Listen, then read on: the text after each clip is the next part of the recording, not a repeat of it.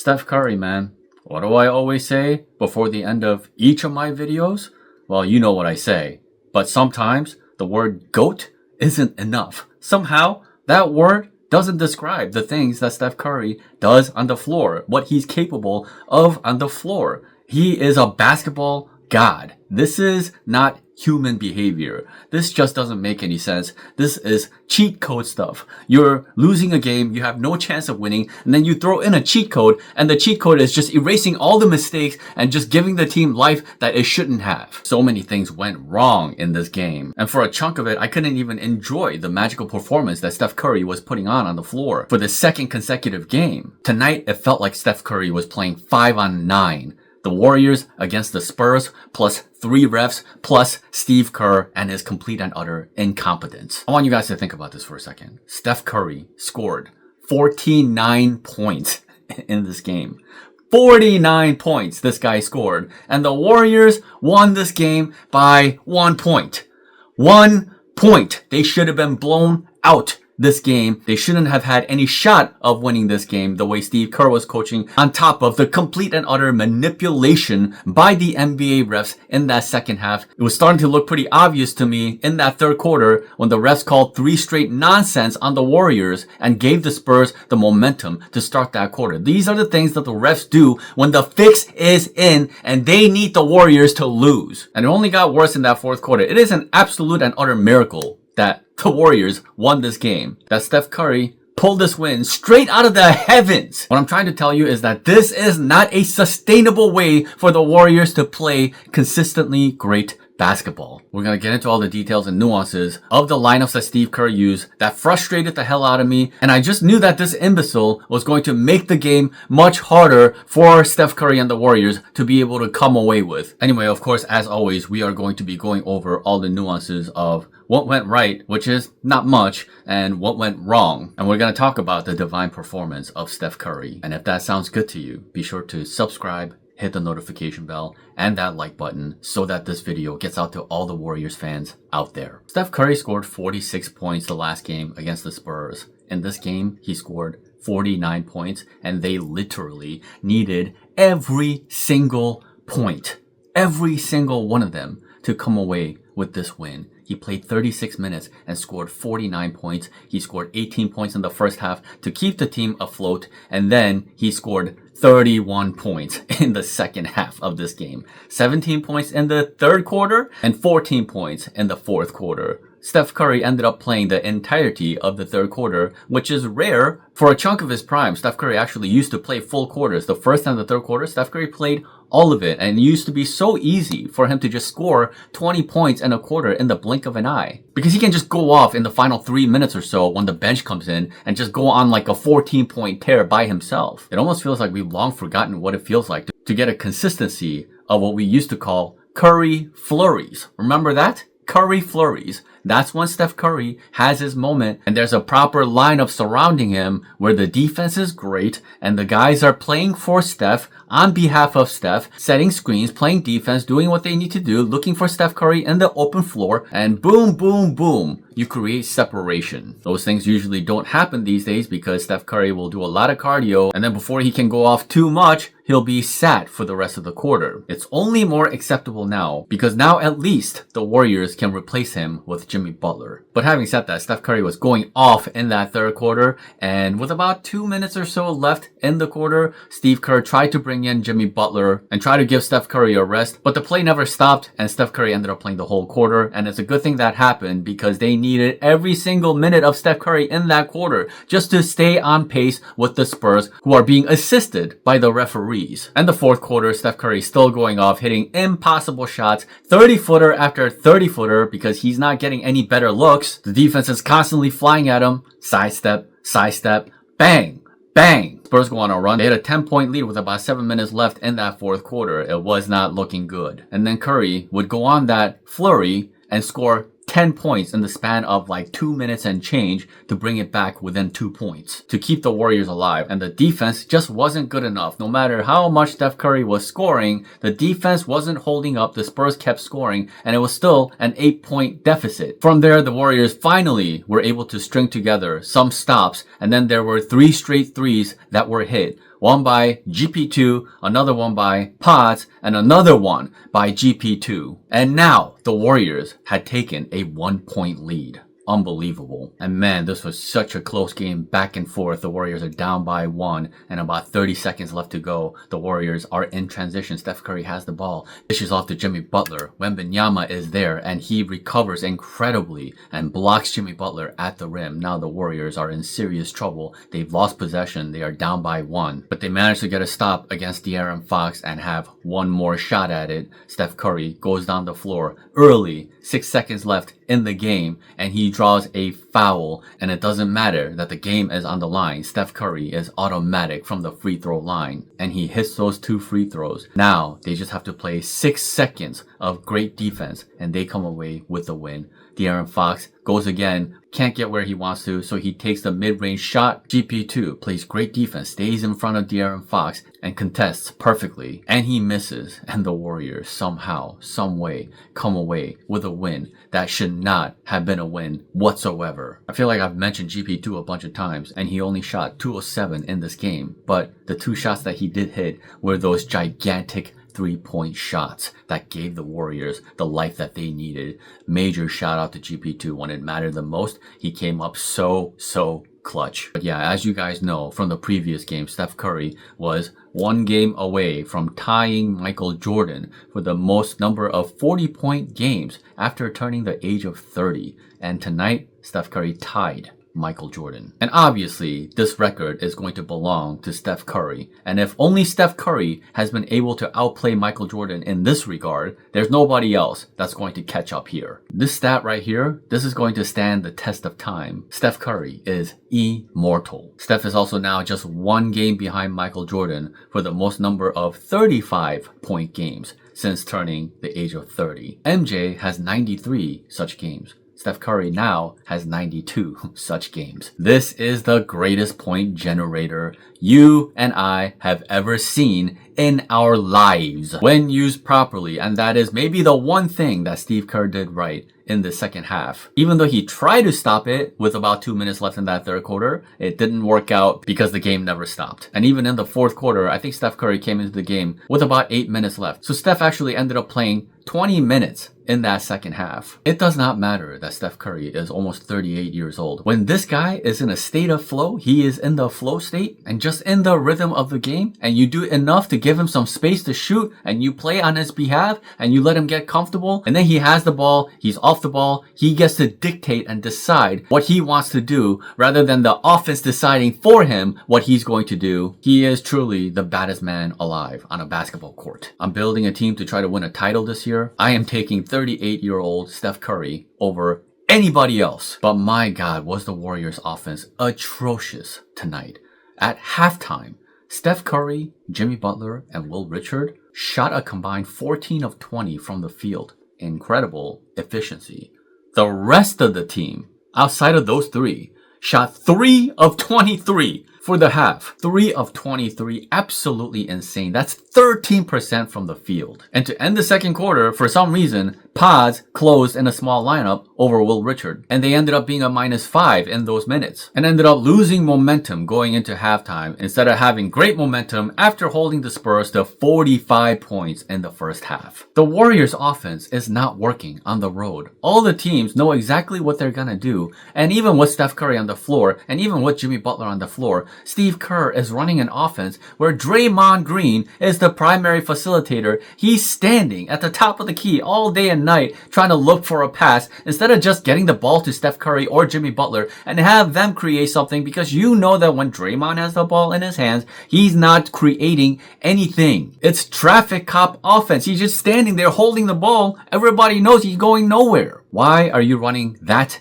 offense with Steph Curry and Jimmy Butler? You have a superstar and a superstar caliber player on your team, and you're running your offense through the guy who can score the least, and you're running the offense through a guy who is a turnover machine, can't score, and is running the most predictable offense imaginable. It's not working. The team doesn't have it going when the ball is in his hands. In the first half, Jimmy Butler only took 5 shots. Draymond Green took more shots than Jimmy Butler. He had 6 shot attempts, and he has 4 assists and 3 turnovers. Leave it up to Steve Kerr to completely and utterly waste the fact that he has a high usage player in Jimmy Butler who can create a lot better than Draymond Green in his offense. Draymond Green's role for this team on offense needs to be more limited. He needs to be in the corners more and shooting open shots if it becomes available to him. The Warriors offense is pathetic, and that is completely inexcusable when you have Steph Curry and Jimmy Butler on your roster at the same time. If you use those guys, they will persistently draw 2 players, draw double teams, and make the game easy for everybody else. They will find the wide open man and they will get easy looks. If you don't do that, and if you just use them like a pawn on a chessboard instead of like the queens that they are, sounds a little weird, but you get the idea. It's like if Steph Curry or Jimmy Butler is not the ones creating the offense, the Warriors end up taking a shot with the shot clock running out most of the time,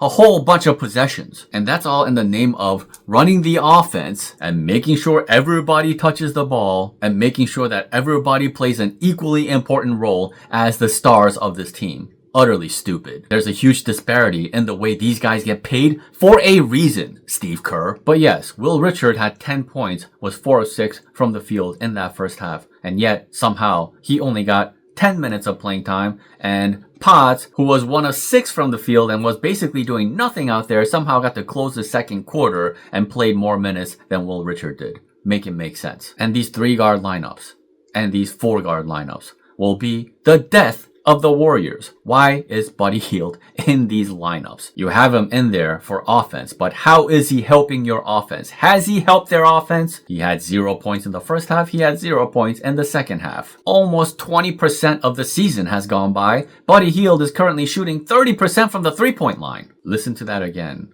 Roughly 20% of the season has gone by.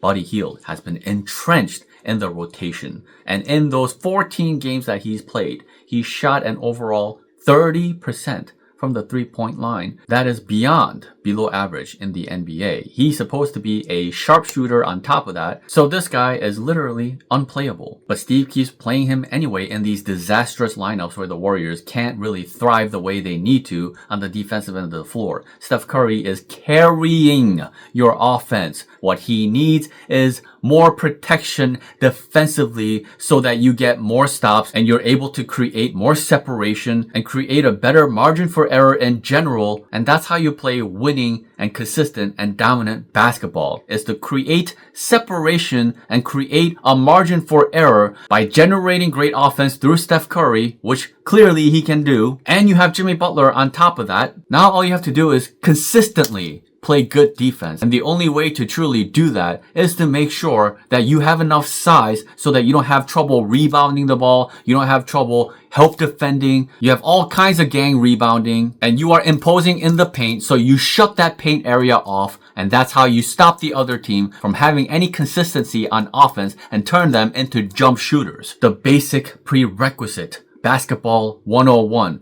to creating a consistently great team is to build a team that plays great defense. And in order to play great defense, you have to have the proper personnel to play great defense. And you can't do that if you have a 4-guard lineup and the average height of your lineup is 6'4". This is not high school basketball. This is not the Filipino League. This is the NBA, and you can never consistently play a great style of defense and a shutdown style of defense when you're running lineups like this. And the Warriors keep proving it over and over and over again that these lineups are not good enough. The Warriors are 8-6 right now. They should be 6-8 because they should have lost the last 2 games. And the only reason they were able to come away with these last 2 wins is because Steph Curry for 2 consecutive games scored over 45 points. If Steph scores 35 in these games, which would be an excellent game, they would lose by double figures. That's just to provide some context for you what it took for the Warriors to win this game. Usually when the Warriors have to go against the refs and Steve Kerr, they don't win those games. The NBA loves to screw the Warriors on national TV. That's when the ref manipulations typically happen the most. For all to see blatantly, for them, all that matters is to have the Warriors lose in front of a large audience. Why does that keep happening? You'll have to come to your own conclusions. But if you watch my last video, which I posted last night, the Steph Curry divorce with Under Armour, you might get an idea as to what's been going on. But man, I remember a possession in the second half where Draymond has the ball in the post against Wemby and he's trying to score over Wemby in the paint. That's the offense that you're running with Steph Curry on the floor? What an embarrassment. Draymond has 6 points on 3 of 12 from the field. Look, Draymond is still an integral part of the Warriors. In order for them to have the greatest success, he needs to be a part of this team. And that's because of his still elite defense at power forward. But Steve Kerr is making him look worse by continuously running the offense through him. All you have to do is stop doing that and we won't have to watch Draymond do a bunch of ridiculous things on offense. That is Steve Kerr failing Draymond Green, like he fails so many other players on this team. And look, this starting lineup is not a viable solution for this team long term at all. I said the same thing last season.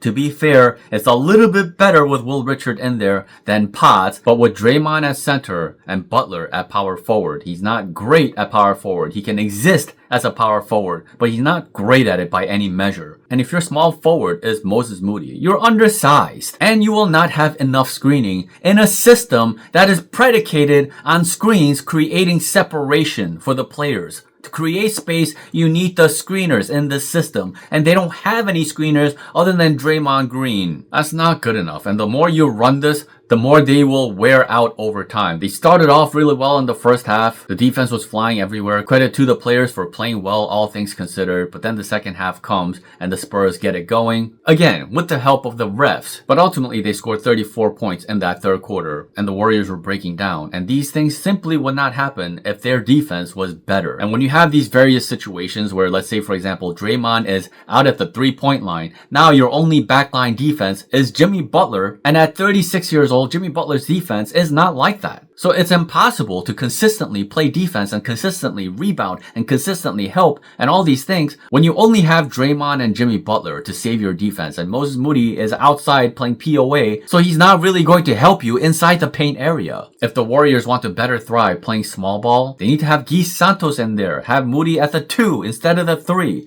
That makes a huge difference for this team. Actually, that unit was the best unit the Warriors played last season in terms of small ball. That unit had a net rating of 35, and they were closing games and doing it successfully before JK came back. This is not a knock on Moody. This is not a knock on Will Richard. They do have some potential of playing half decent basketball together as a small unit. But again, if you're going to go with smaller units, all 5 players have to show a special level of ability on defense for that to work. And that can only happen if they have true size at the 3 forward positions. See, here's how it goes. The center and the power forwards must be interchangeable, meaning Draymond and Jimmy Butler have to interchange because Draymond at center is not going to exclusively play center every time. For example, like I said, if he's out in the perimeter, then now Jimmy Butler has to play the back line and play the center role. And that's very difficult for him. And then there has to be interchangeability between the power forward and the small forward spot. Because sometimes there's going to be cross matches and sometimes Moody is going to end up on a power forward and Jimmy Butler is going to end up on Moody's man. These things happen, right? So when you go small, you have to have max switchability. And Moses Moody, if he gets stuck on an island in the paint against a bigger guy, he's not rebounding over that guy. That's where your defense breaks. And no team that is trying to play elite basketball, playoff caliber basketball, and championship caliber basketball is breaking in these different segments because your lineup has these various